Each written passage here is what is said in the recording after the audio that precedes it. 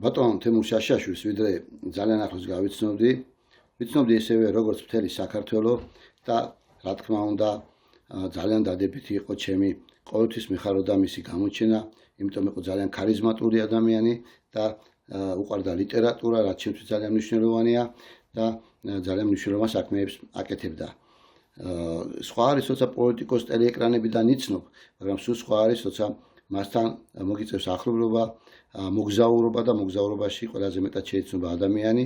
ჩვენ მოგვიწია 20 დღიანი ტურნე ევროპაში და აი სწორედ მაშინ როცა ჩვენ გვიწევდა ხშირად ერთ ოთახში ყოფნა, აი სწორედ მაშინ დავინახე მისი ადამიანური, მისი რაინდული, ვაჟკაცური თვისებები.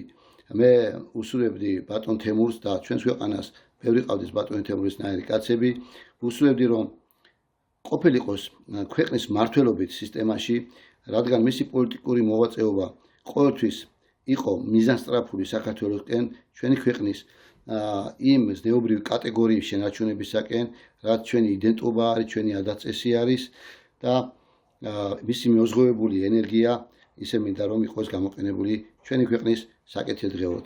მე ერთი პატარა ლექსით მიულოცა დაბადების დღეს ბატონ თემურს და უსურვებ ძალიან დიდხან სიცოცხლეს, ჯანმრთელობას და კარგად ყოფნას.